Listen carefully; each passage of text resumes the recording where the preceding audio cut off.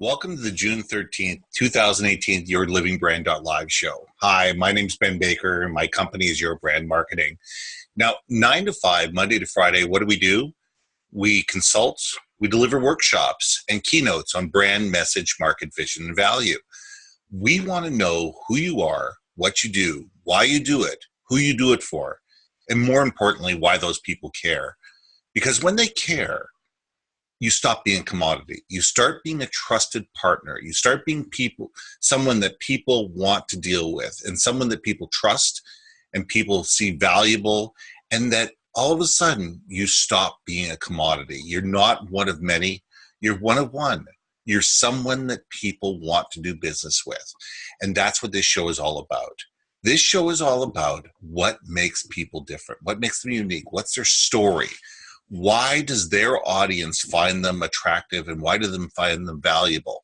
And every week we have a new person online and we interview them to find out what makes them special. And this week is no different. Now, Al Wynant has a company that does event management, but they're doing it in a brand new way. And I want to have him sit down and I want him to tell you about what's going on and why he's found valuable by his customers. So sit back, enjoy, and I'll be back. Al, thank you very much for joining me on the show today. It is great having you here. Oh, Ben, thanks for inviting me. I'm excited to be here.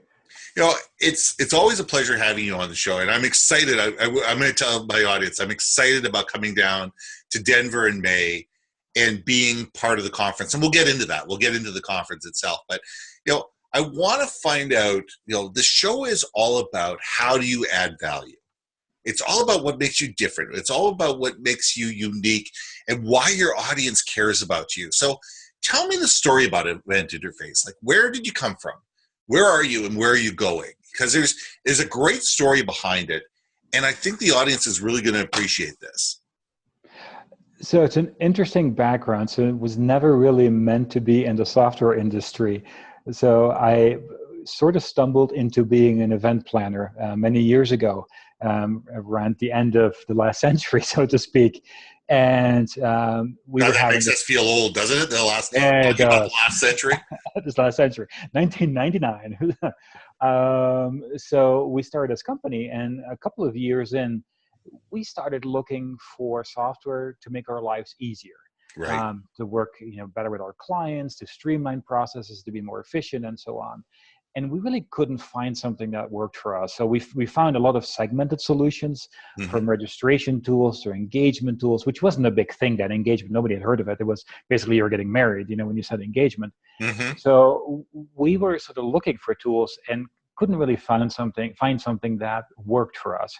And fortunately, my co-founder of the other business was a technology person, understood coding and designing and so on. So he said, well, why don't we just build something in-house?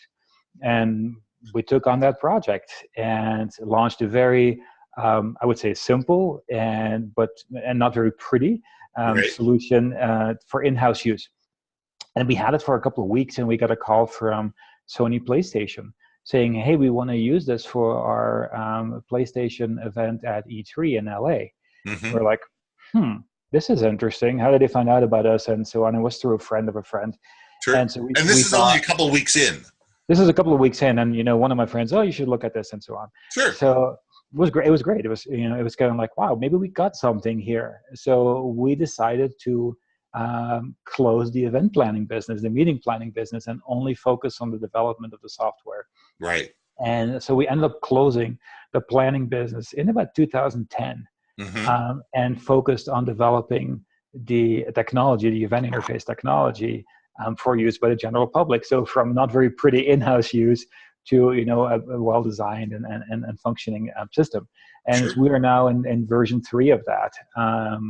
Actually, in a couple of days, we're launching our new builder and so on. So it was an interesting process. I never thought I would be in the software industry. So it's been a learning school for me as well. But it's been a really great adventure.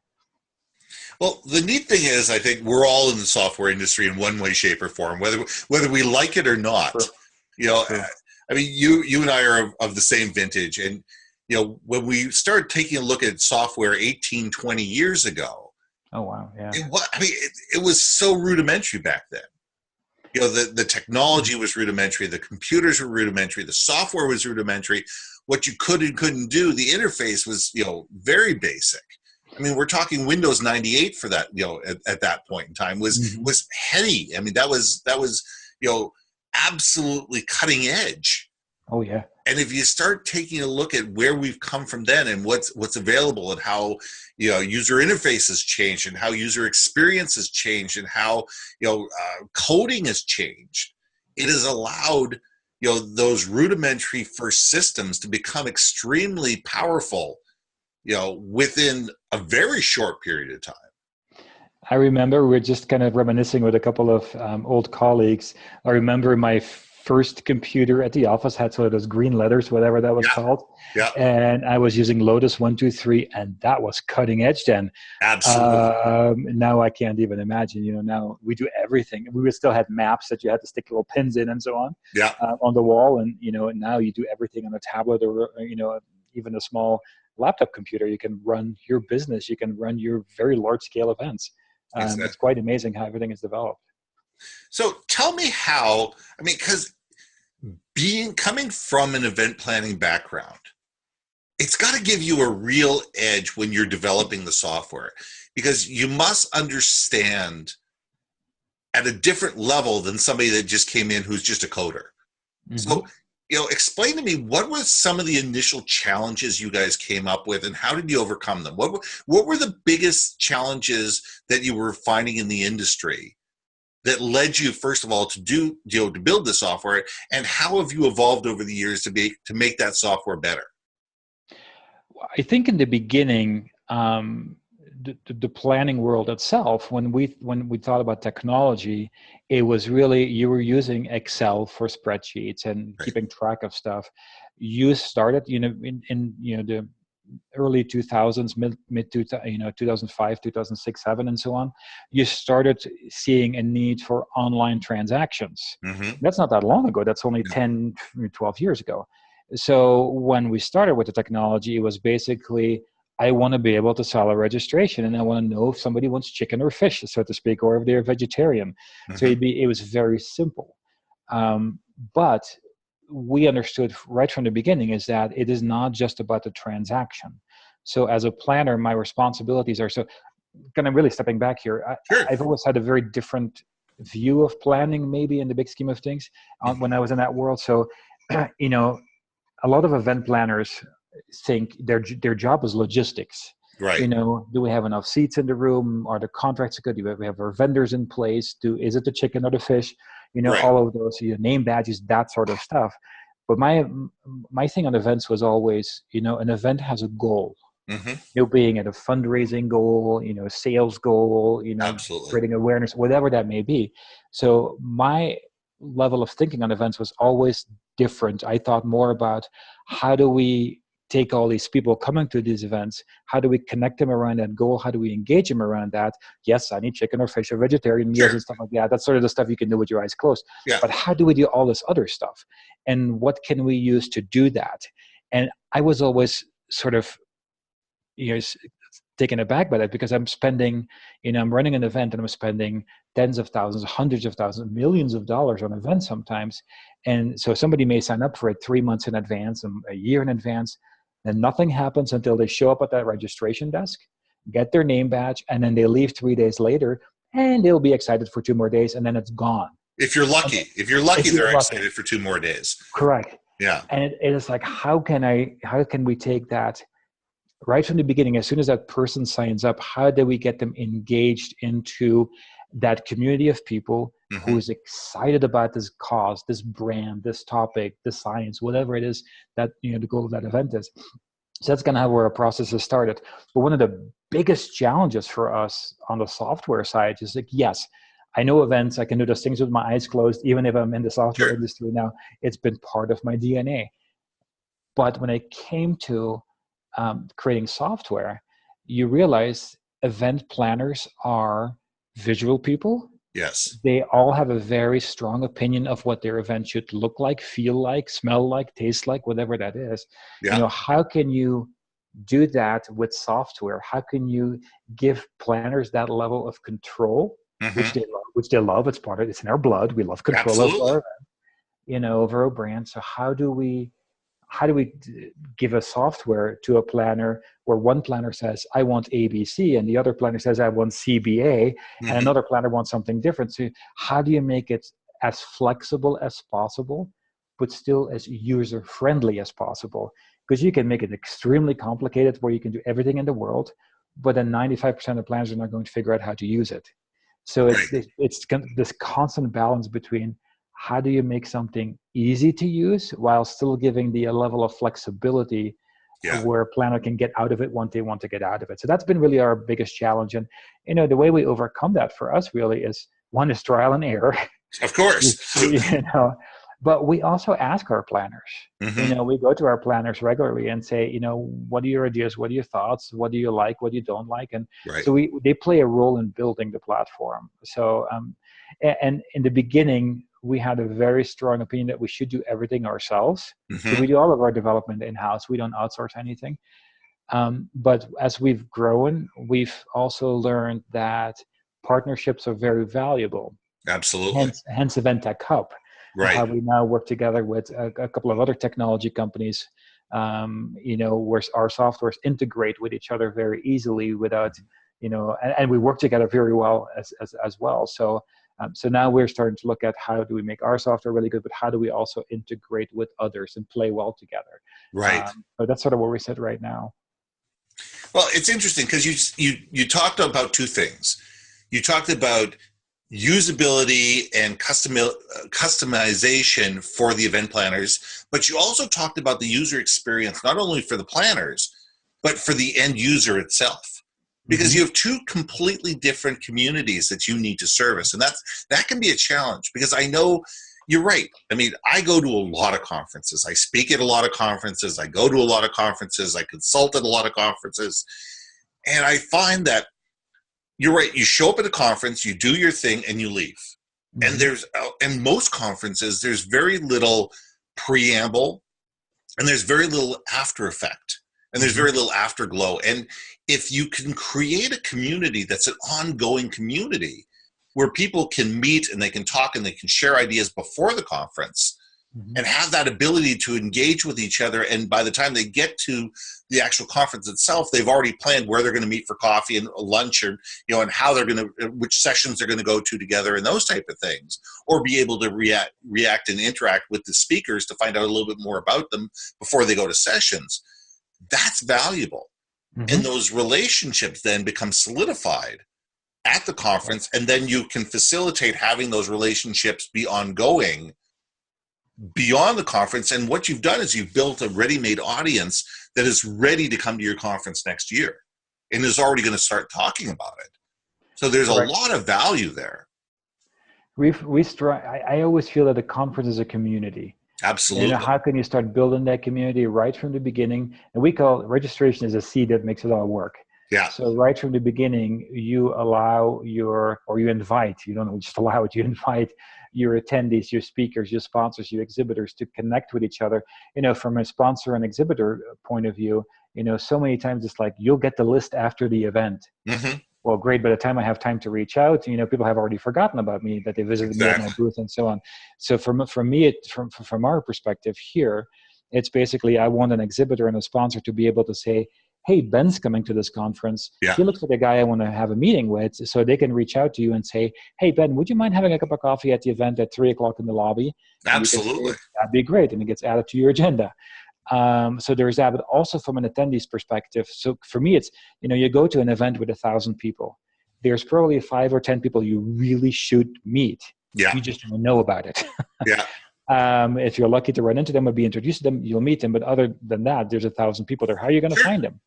So we're working on, when it comes to artificial intelligence, where you go like, here's Ben, here's Al. Similar interest, looking to buy the similar, selling, buying, whatever that may be. Amazing. You two should really meet at this Yeah. conference. And so it starts suggesting people to meet with. So we're looking at implementing that in our software as well. So it's really not just about the registration and the transaction. Sure. And this is where planners, are starting to kind of change how they work, I think. I mean, as a planner, your job is logistics. Sure. I mean, that is your job. Yeah. in the big scheme of things. But more and more, marketers get involved, more and more product managers get involved, more and more other levels of the companies get involved, so they get that value immediately. So you talk about this and they go like, they get it. As a planner, we have an educational role that we need to play at our company, because most of the people coming to us to use the platform are the planners, and we'll start talking about this other stuff, and they're like, well, that's nice. I just want to do my transactions, chicken or fish, and know that the logistics work. Exactly. And then you start talking a little bit more, and you go like, wait a minute. So the wheels start turning, because they see, the potential in the long run. And so we call it community building, pre, during, post event. And that's what the software in essence facilitates. It's not just a transaction anymore. It's Right. relationship building. Well, and that community building creates incredible value, not only for the members, but who come to the conference itself, but also for the ideas behind the conference, because all of a sudden you have ability for collaboration that may never have been there. Mm-hmm. And you're right. I mean, I go to conferences all the time. There could be 1,000 people there. If I meet those one or two people that I really need to meet, that I really should be, connected with, you're lucky. You're absolutely lucky that if you ran into them on an exhibit show floor or over coffee, or happen to be at the same, sitting next to the person at one of the talks, it's lucky. But if there's ways that the software can be intuitive and be able to make those introductions, it's I look at it almost like an Amazon type thing. It says, well, if you like this, you might like this. That's what we're going for. And that's an incredibly powerful thing, and it adds value, and it takes conferences absolutely to the next level. I think there's also a level here where I experienced this myself. I went to this amazing conference, it was like 2 years ago. And so the goal was, you bring in community leaders, and then post-event, all of these community leaders are going back into the community and do things that make the community better. Right. And so here's your homework when you leave the conference. There was no follow-up whatsoever. So there was no, what is our return on investment? How did this work? Whatever, no follow-up. So for me, it's more like, okay, if you do this, people leave a conference with, I want to do this, I want to change this habit, I want to do this new product, whatever that may be. There needs to be a way to track that. So we are allowing that in our platform. So for example, we have this one client. So they have a conference every 2 years. Right. They bring together 100 or so people to talk about some very high level scientific stuff.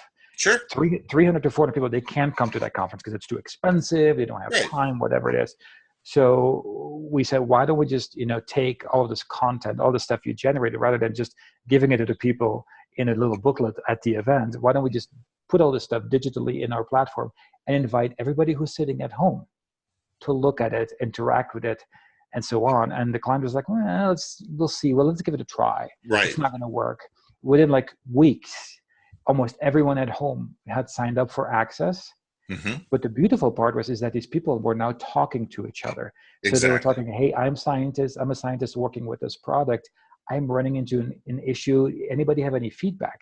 So they started having this really very engaged online community between all these scientists. Absolutely. And the company was like, wait a minute, we normally have to wait 2 years to get this data when they have our conference. And now they have immediate access and they can respond to it. So it's no longer just about the conference. It's about, the things you can do pre, during, and post around engagement. And, and then with artificial intelligence coming in and biometrics coming in, there's so much more you can do with that. Exactly. And then you also get the benefit of the multi-track. I mean, how many times have you gone to a conference when there's 3 talks going on at the exact same time, that you really want to go to? You like, and you flip a coin and you pick one and you hope it's the best. But if you could, have access to the entire, library of talks after the conference, people would pay for that. People would absolutely pay for that ability, either, for the people who can't come to the conference, sit there and say, okay, great, I can sit in my living room, at my time, at my leisure, and be able to watch these talks. Correct. Or you also have the people that actually went to the conference who want to either review something, or they really want to be able to sit there and say, you know what? I didn't get to this particular talk. Everybody was talking about it. I really want to see it. And there's an added revenue source Correct. for for the event planners and for the conference itself. We see planners who do that. They obviously generate more revenue.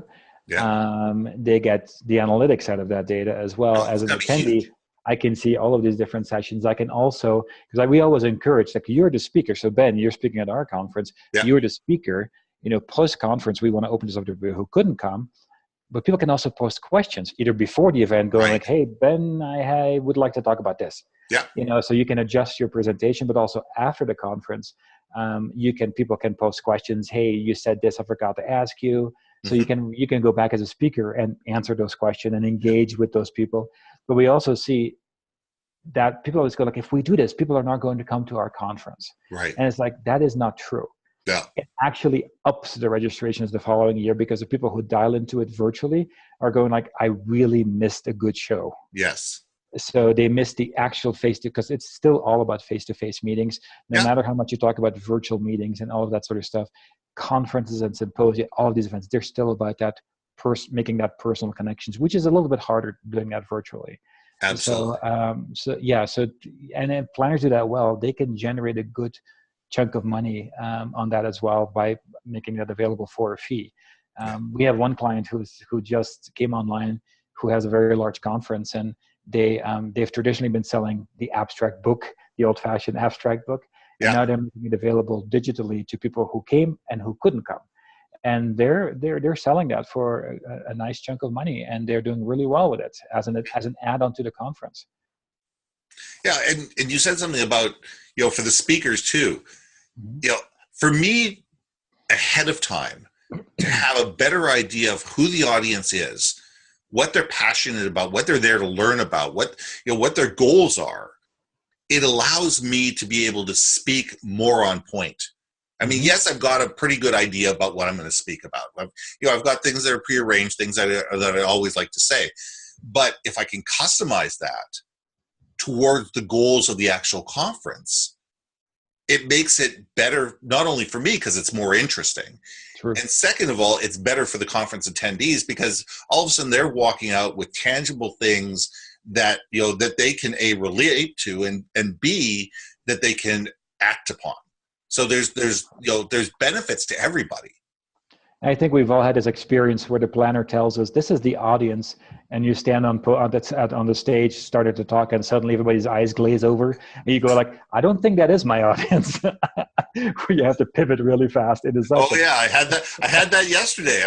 I was told it was going to be a pretty advanced marketing talk, and these kids weren't. Well, I think we've all had that experience. Yeah.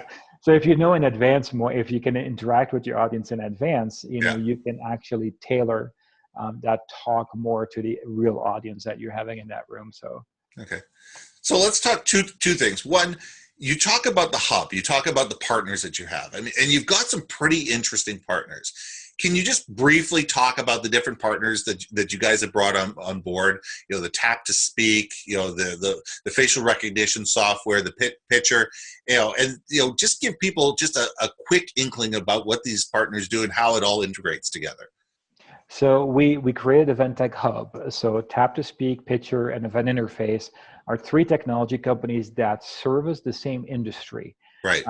So Pitcher is a platform where speakers can list themselves and be hired by meeting planners or anybody who's looking for a coach, an expert, or a speaker for an event or conference. So Tap to Speak is an app where traditionally when you go to speak, somebody is there passing a microphone in the room, or you go to the front of the room. Here you can use your phone, your tablet, your computer to add a microphone in the room. So it goes over the sound system in the room. You can interact directly with the speaker, but you can also run polls and quizzes and surveys from the stage and display them on the screen and so on. Very quick explanation of that. And then we have the event interface platform, who does everything we've been talking about. Right. So we all serve the same audience, but are very distinct, different products. So we've decided to work together. So we integrate directly from the agenda, from the itinerary that the speaker can access, where they see all the content. You can click an engage button and Tap to Speak comes on, and you can do your questions, do your polls, interact with your audience. We link to Pitcher from the management platform, so our meeting planning partners can say, well, I want to hire a speaker. they Right. have a speaker they can get to. So that's how we all work together. So we formed that a collaborative partnership, and we have some other partners coming on board in the next couple of weeks as well around analytics. So we can look at the data from these three companies and really go to speakers. Here is what people want to learn from a marketing speaker. This Right. is industry specific, so we can have that content and share that with you. So we're looking at a couple of those other broadcasting and so on systems. And then, Phenomenal. facial recognition is something that's included in our platform. So you Right. no longer have to have tickets and barcodes and so on, or RFID tags. You can just basically walk up to the registration desk or self check in, and it's just like takes your picture and Al, welcome to our event, or we already checked in, or we don't know who you are, to restrict access. So that's integrated, and then that's included in our system at no cost anyway as well.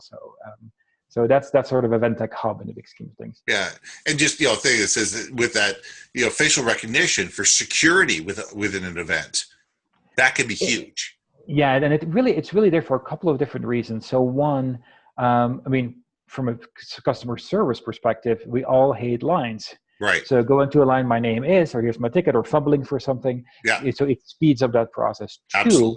Two, it's in the day and age of security, as you're saying, is you see this at almost every event.